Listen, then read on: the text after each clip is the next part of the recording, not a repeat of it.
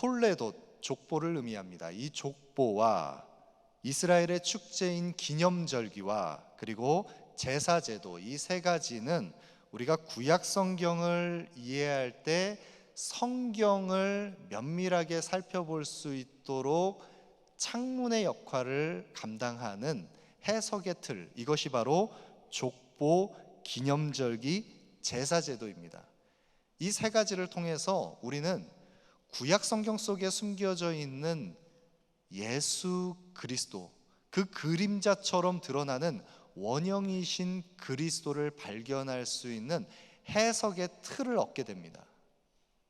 특별히 오늘 본문 가운데 이스라엘의 가장 중요한 기념절기인 유월절에 관한 이 본문 우리가 함께 살펴봅니다. 여러분, 이스라엘에게 있어서 이 기념절기라고 하는 것은, 이 절기는 우리가 생각하는 것처럼 이 시간의 순차적인 흐름에 따라서 시간의 의미를 부여해서 이 원력에 따라, 이 시간의 흐름에 따라서 의미를 더하는 그런 기념절기가 아닙니다.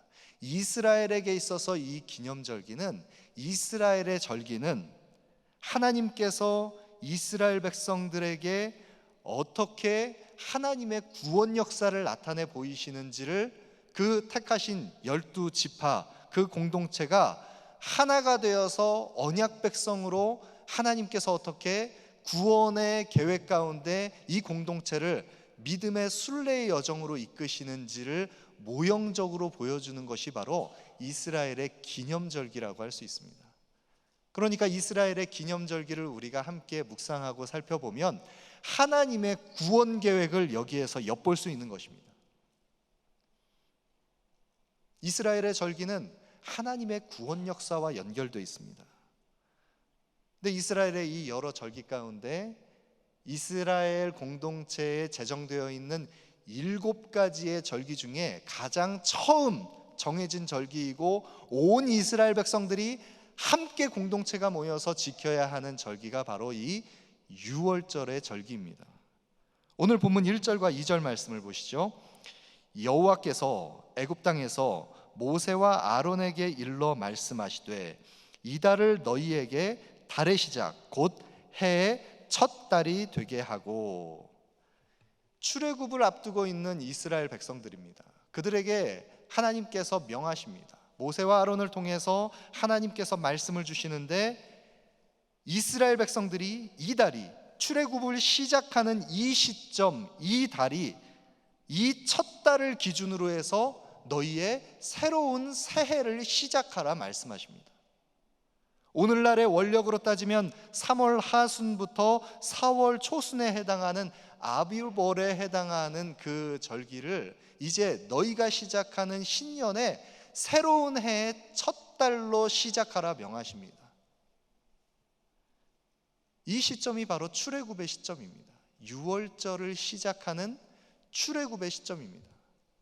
그러나 이스라엘 백성들이 애굽에서 430년을 종살이를 하면서 그들에게 익숙한 원력은 애굽의 시간입니다. 애굽의 원력입니다. 그러면 애굽의 원력을 따라서 애굽의 시간을 살아가는 이스라엘 백성들에게 익숙한 그 절기, 그 시간표는 어떤 시간표입니까? 애굽 백성들은 1년 365일을 10일 주기로 해서 그 1년을 나누어서 연말에 5일을 더해서 10일 단위로 그 주기를 정해서 그 삶의 인생의 계획표를 규정하고 또 절기들을 정해서 때에 따라서 우상신에게 절하고 또 이 애굽 백성들이 이 절기를 중요하게 여기는 것은 애굽의 나일강이 범람하는 나일강을 미리 예측하기 위해서 정확하게 계산된 과학적인 방법에 의해서 언제 물을 관리하고 또 이 농경을 중요하게 생각했던 이 애굽에서 소출을 많이 얻기 위해서 애굽에 정확하게 규정된 원력을 따라서 우상신에게 제사하고 그 시간표를 따라갔던 것이 애굽의 시간표입니다. 이스라엘 백성들이 430년 동안 애굽의 원력에 익숙해져 있었습니다. 그러나 이스라엘 백성들은 하나님의 창조 질서에 의해서 하나님께서 디자인하시고 계획하신 7일 주기에, 물론 안식일은 출애굽 이후에 이스라엘 백성들이 함께 지켜내는 것이지만 하나님의 시간 계획, 그 하나님의 그 시간표대로 움직이는 것이 아니라 이스라엘 백성들은 이미 430년 동안 애굽의 종노릇하면서 애굽의 원력, 애굽의 시간표에 익숙해 있던 자들이었습니다. 그들에게 하나님께서 명하시는 것입니다. 출애굽을 기점으로 해서 이 시작을 너희의 새로운 시작의 첫 해, 첫 달, 첫 시작으로 기념하라 말씀하시는 것입니다. 이 달을 너희에게 달의 시작 곧 해의 첫 달이 되게 하라 말씀하시는 이 이스라엘 백성들에게, 애굽의 시간표를 따라서 살던 이스라엘에게 지금 하나님께서 새로운 출애굽의 시점을 6월절을 기준으로 해서 새로운 시작이 되게 하라 말씀하시는 이유가 무엇입니까? 이 6월절은 무슨 의미가 있습니까? 6월절을 새로운 해의 시작으로 새로운 출발이 되게 하라 말씀하시는 하나님께서 새로운 시작을 열게 하시는 이유는 이스라엘 백성들이 이제는 애굽의 종노릇하던 세상의 시간표를 벗어나서 하나님의 시간 속으로 들어가라고 명하시는 것입니다. 430년 동안 자신의 부요한 소출을 관리하기 위해서 세상살이의 종노릇하면서 익숙한 세상의 방식대로 몸에 배어있는 세상의 그 방식을 쫓아서 살았던 이스라엘 백성입니다. 그런 그들에게 이제 하나님께서 때가 참에 430년 동안 애굽의 종노릇하던 그들에게 하나님의 구원의 시간이 이르게 되자 때가 참에 이제 새로운 하나님의 구원의 시간 속으로 들어가라고 명하시는 것입니다. 하나님을 중심으로 삶의 모든 질서가 다시 재정립되고 하나님께서 열어가시는 구원의 새로운 출발이 열립니다. 여러분, 우리 인생도 마찬가지입니다. 우리가 이전에 세상살이에 세상의 종노릇하면서 나의 소출을 더 많이 얻어내기 위해서 세상의 방식대로 세상의 시간을 따라서 살았던 우리의 이전 모습이 있습니다. 그런 우리들이 언제 새로운 하나님의 시간표, 하나님의 계획 속에 들어가게 됩니까? 예수 그리스도를 인격적으로 만난 그 구원의 중심성이 우리의 삶에 선명하게 새겨질 때 우리의 삶은 예수 그리스도를 만난 이전과 이후로 나뉘어지게 됩니다. 우리 인생의 BC와 AD가 갈라지게 됩니다. 여러분, 이전에 우리는 그리스도를 만나기 이전에 세상의 시간을 따라서 살았던 사람들입니다. 어느 누구 하나도 인생을 살아가면서 자기 인생을 낭비하고 싶어 하지 않습니다. 허투루 살아가고 싶어 하지 않습니다. 그래서 인생을 계획하고 플래닝을 하면서 그 인생의 계획표대로 자기의 시간표를 쫓아서 내가 원하는 것을 얻어내고 삶의 소기의 목적을 달성하면서 인생을 경영해 가고 싶어 합니다. 전 지금도 기억합니다. 철부지 어린 시절에 제 인생의 플래닝을 가지고 일기장에 빼곡하게 적어놨던, 그리스도를 인격적으로 만나기 이전에 철부지 시절에 내가 10대 때는 어떤 공부를 무엇을 하고 또 어느 대학에 가서 무엇을 해서 또 20대 때는 어떤 소기의 목적을 달성하고 어떤 자리에 오르고 어떤 직업을 갖고, 그래서 30대 때 어떤 과업을 이루고 40대, 50대, 60대 인생의 플랜을 쫙 계획했던. 여러분, 그러나 철든다는 것이 무엇입니까? 인생이 우리의 맘대로 그렇게 다 원하는 대로 되어지지 않는다는 것을 아는 것이 사실 우리 인생 가운데 예기치 않은 고난의 시간, 어려움의 시련의 시간, 실패의 좌절의 시간, 뜻하지 않은 인생의 장애물들을 만날 때, 그때 삶의 주권이 나에게 있지 않다는 것을 고백하기 시작하면 드디어 비로소 통전적으로 인생이 보이는 것 아니겠습니까? 여러분 모두도 우리 인생에 정말 허투루 인생을 낭비하지 않고 실패하지 않는 인생을 살아가고 싶어서 열심히 애쓰셨던 지난 과거의 시간들이 있으셨을 것입니다. 내 인생에 지워버리고 싶은 그 얼룩같이 남아있는 그 인생의 과오들, 전혀 내가 예상했던 것이 아닙니다. 그러나 인생의 주권이 나에게 있지 않다는 것을 깨달았을 때 비로소 우리는 하나님의 시간 속에 들어갑니다. 여러분, 그렇지 않고 우리가 내 인생의 주인이 내가 되어서 인생을 경영하면서 우리가 살아갔다라고 한다면, 우리 사랑하는 성도님들, 그 험난한 그 인생의 그 걸음걸음들, 특별히 이민 생활 가운데 그 고난의 시간들을 지나오면서 내가 원하는 대로만 모두 다 이루면서 이렇게 우리가 지나왔다면, 사실 여러분과 저는 이 예배의 자리에서 이렇게 함께 하나님을 높이며 예배하고 있지 못할지도 모릅니다. 여러분, 저도 마찬가지입니다. 제가 원하는 대로 그 계획들을 다 이루면서 그 철없는 인생의 계획들을 다 성취하면서 살았다라고 한다면, 저는 여기서 오늘 여러분과 함께 이렇게 말씀을 나누고 있지 못할지도 모릅니다. 저와 여러분은 어디에서 만났겠습니까? 저와 여러분은 위인전에서나 같이 그 인생의 스토리를 봤을 것입니다. 다 철없는 것이죠.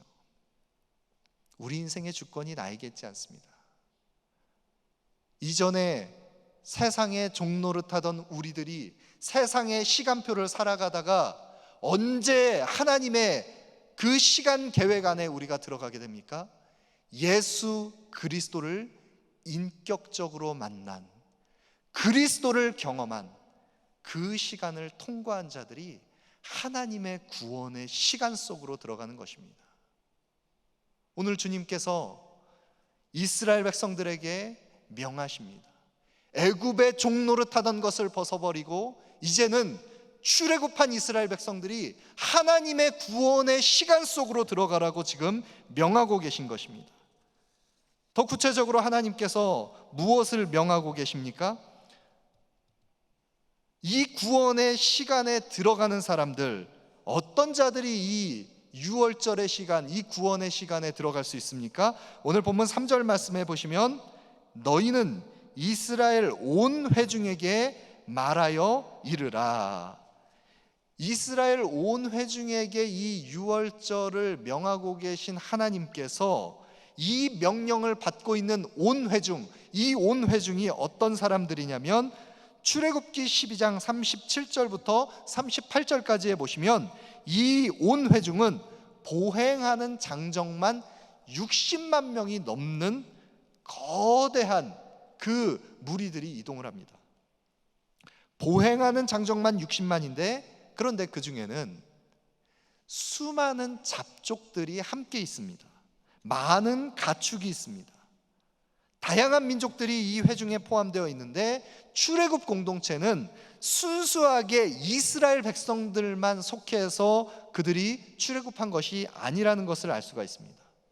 출애굽기 12장 43절에 보시면 이 사람들은, 출애굽의 이 유월절에 동참할 수 있는 사람들은 이방 사람은 먹지 못할 것이나, 44절에 돈으로 산 종은 할례를 받은 후에 먹을 수 있고 거류민이나 타국 품꾼들은 먹지 못할 것이나, 48절에 거류하는 타국인이 여호와의 유월절을 지키고자 하거든 할례를 받은 후에 지킬 수 있다는 것입니다. 그러니까 이들은 본토인이나 거류하는 이방인이나 이 법이 동일하니라. 이들은 혈통적인 유대인들만 이 유월절에 참여한 것이 아니라, 이 유월절에 참여하는 자들, 이스라엘의 온 회중, 출애굽 공동체는 본토인이나 이방인이나 유월절에 참여하는 온 회중은 여호와의 정한 규례와 주의 율법의 말씀을 믿고 그 말씀에 순종함으로 여호와 하나님을 주로 고백하는 내 삶의 주인이 하나님이심을 고백하는 언약 백성들이 이 여호와의 유월절에 참여하게 됐습니다. 여러분, 이것은 마치 창세기 17장에 아브라함이 받았던 첫 번째 할례가 영원한 언약의 표징이 되었던 이 할례가 혈통적인 제한을 두고서 받은 것이 아니었던 것처럼 이 유월절에 참여하는 온 회중은 영접하는 자 곧 그 이름을 믿는 자들에게 주어진 하나님의 자녀되는 권세는 이는 혈통으로나 육정으로나 사람의 뜻으로 나지 아니하고 오직 하나님께로부터 난 자들이니라. 요한복음 1장 12절 13절에 말씀하는 것처럼 이들은 하나님께로부터 난 자들, 하나님께 택함을 받은 언약 백성들이 이 여호와의 유월절에 참여하게 되는 것입니다. 하나님께로부터 난 자, 하나님의 택함 받은 언약 백성들이 참여하는 이 여호와의 유월절, 그것을 어떻게 준비하고 있습니까? 오늘 본문 3절과 4절을 보시면 너희가 각자 어린 양을 잡을지니 각각의 가족의 식구대로 먹을 분량을 정해서 준비를 하는데 한 가족이 적으면 이웃과 함께 분량을 나눌 수 있습니다. 이 죽임당할 어린 양은 5절부터 보시면 흠없고 1년 된 수컷으로 이 양을 잡는데 정한 시간에 해질 때, 해가 지고서 어둠이 짙어질 때 이 양을 잡아서 이 어린 양의 피를 문설주와 좌우 임방에 바르게 됩니다. 그러면 이 어린 양의 피를 바른 그 집은, 문설주와 좌우 임방에 그 피를 바른 집은 13절에 내가 애굽 땅을 칠 때 그 피가 너희가 사는 집에 있어서 너희를 위하여 표적이 될지라. 내가 피를 볼 때 너희를 넘어가리니 재앙이 너희에게 내려 멸하지 아니하리라. 여호와의 피가 그 좌우 임방 문설주에 발라졌을 때 넘어가리니, 죄와 사망을 넘어서 우리를 보호하시고 숨기시는 하나님의 구원의 약속이 그 증거가 되어서 속죄의 은혜를 입게 됩니다. 여러분, 이 유월절의 어린 양의 피는 세례 요한이 보라 세상 죄를 지고 가는 하나님의 어린 양이로다, 주의 오실 길을 예비하며 그리스도의 그 어린 양으로 십자가를 지실 것을 준비했던 그 요한의 그 증거와 같이 오실 그리스도를 모형적으로 보여주는 것이 바로 이 어린 양의 피, 유월절의 속죄입니다. 히브리서 기자는 우리의 연약함을 긍휼히 여기시고 담당하시는 그 예수 그리스도, 그 예수 그리스도께서는 우리와 같이 시험을 받으시되 죄는 없으신 흠없는 하나님의 어린 양이라고 증거합니다. 이 흠없는 어린 양 예수 그리스도의 속죄를 통해서 우리가 죄사함을 얻게 되었습니다. 여러분, 이 유월절에 바쳐진 제물, 이 어린 양, 그 피를 문설주와 좌우 임방에 바르고, 그리고 드려진 제물의 고기, 그것을 이제 어떻게 취합니까? 8절 말씀해 보시면 그 밤에 그 제물의 고기를 불에 구워서 먹는데 무교병과 쓴나물과 함께 먹습니다. 이것을 날 것으로 먹거나 물에 삶아서는 안 됩니다. 아침까지 남겨두어서도 안 됩니다. 그런데 주목해야 할 것은 바로 이것입니다. 이 유월절에 이 제물의 고기를 취하는 유월절 식탁의 자리에 성경이 우리에게 보여주고 있는 이미지가 있습니다.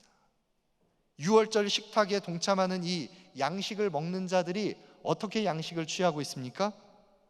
11절 말씀 우리 함께 좀 읽어볼까요?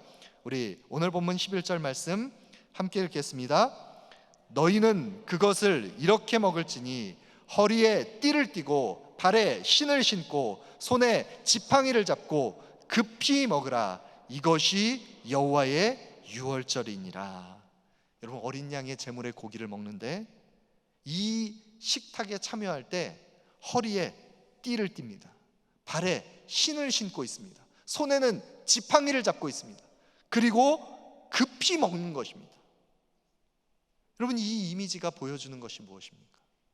어린 양의 그 제물을 허리에 띠를 띠고 발에 신을 신고 손에 지팡이를 잡고 마치 지금이라도 곧 떠날 사람인 것처럼 급히 먹는 이 어린 양의 유월절의 식탁에 참여하는 자들의 이 모습, 이것은 무엇을 우리에게 보여주고 있습니까?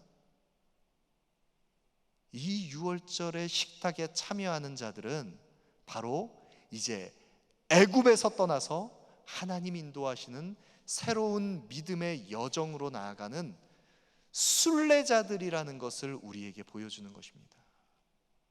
여러분, 이 유월절의 식탁은 순례자들이 함께 나누는 것입니다.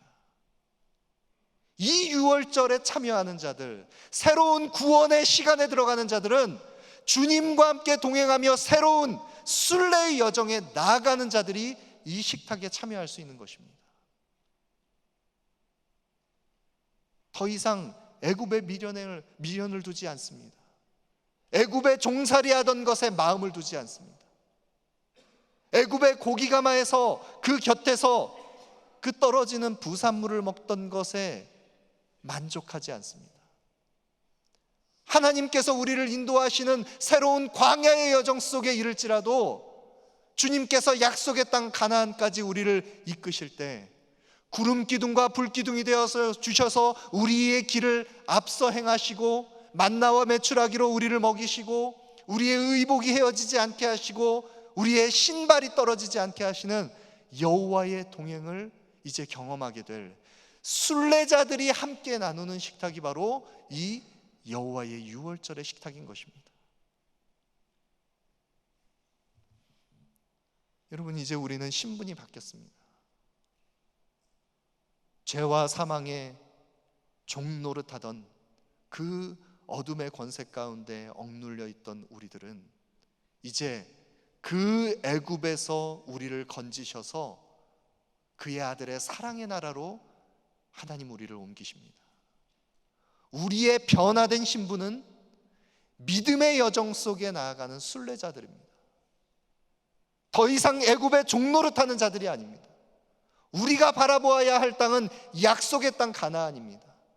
하나님께서 회복하실 새 예루살렘, 새 하늘과 새 땅을 바라보면서 비록 우리가 살아가는 우리의 인생길이 광야길일지라도 우리가 믿음으로 내딛어야 할 그 걸음, 우리 모두는 순례자로 이 길을 걷는 것입니다.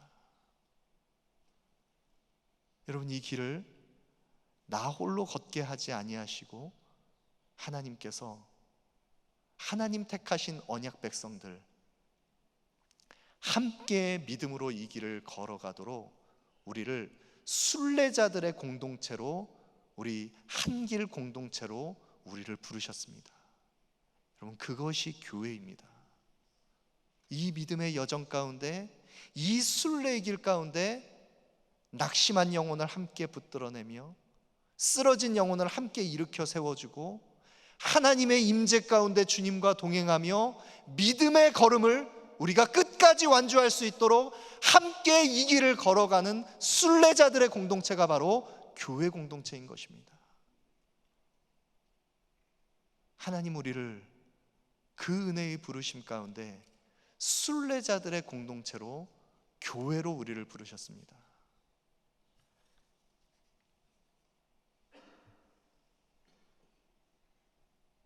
여러분, 우리가 2023년 우리가 한 해를 시작할 때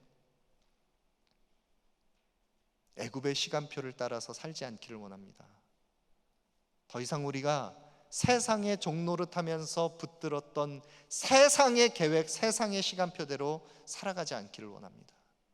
우리에게 열린 그리스도를 통해 열려진 구원의 시간, 새로운 하나님의 계획 가운데 하나님의 뜻을 이루어가는 하나님의 시간을 우리가 살아가기를 원합니다. 하나님의 시간 속에 하나님 우리를 언약 백성으로 부르셨습니다. 그런즉 누구든지 그리스도 안에 있으면 새로운 피조물이라 이전 것은 지나갔으니 보라 새 것이 되었도다. 날마다 새로운 피조물로 하나님 우리를 빚어가십니다. 여러분, 우리에게 남겨진 인생이 그리 많지 않습니다. 하나님의 구원의 시간 속에 각자에게 주어진 인생의 분량, 우리는 다 예측할 수 없습니다. 시편 기자의 고백과 같이 시편 90편 12절의 말씀처럼 우리에게 우리 날 계수함을 가르치사 지혜로운 마음을 얻게 하소서. 여러분, 우리의 인생의 시간이 그리 많이 남지 않았습니다. 이 남겨진 인생을 애굽의 종노릇하던 익숙한 방식대로 낭비하면서 살아가시겠습니까? 아니면 우리에게 주어진 이 시간을, 때로는 우리가 광야길을 걸을지라도 우리보다 앞서 행하시는 주님과 함께 동행하면서 하나님의 시간을 살아내시겠습니까? 여러분, 우리 모두가 우리에게 주어진 소중한 하루하루의 시간, 올 한 해를 하나님의 시간을 살아가는, 주님과 동행하는, 승리하는 삶, 믿음의 완주를 이루어내는 순례자들의 삶 살아가기를 소망합니다. 이 믿음의 걸음에 우리 모두가 함께 순례의 여정 걸어가기를 원합니다. 우리 이 시간 다 같이 자리에서 일어나셔서 우리 함께 이 믿음의 고백 담아서 찬양하실 때, 6월절 어린 양의 피로 우리의 삶 가운데 구원의 문이 열렸고 구원의 시간이 열렸습니다.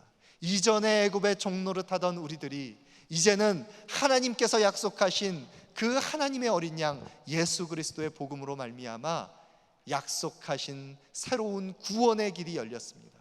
우리의 삶 가운데 어린 양 되신 예수 그리스도, 그 구원의 문이 열린 것 우리가 감사하며 고백하며 우리 함께 찬양하도록 하겠습니다. 6월절 어린 양의 피로 우리 함께 찬양합니다.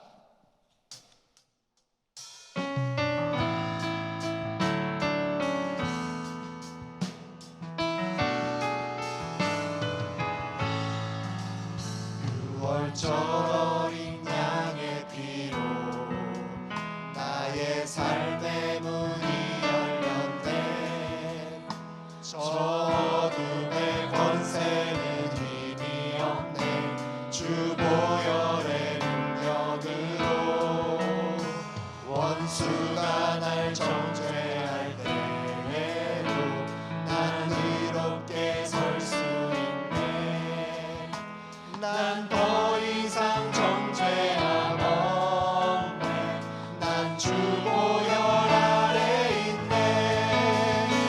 난 주 보혈 아래 있네. 그 피로 내 죄 사했네. 하나님의 눈을 날 거룩해 하시었네.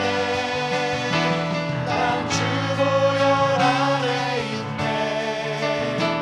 난 원수의 어떠한 공격에도 더 이상 넘어지지 않네. 난 주 보혈 아래 있네. 6월절 어린 양의 피로 나의 삶의 문이 열렸네. 저 어둠의 권세는 힘이 없네. 주 보혈의 능력으로 원수가 날 정죄할 때에도 난 이롭게 설 수 있네. 난 더 이상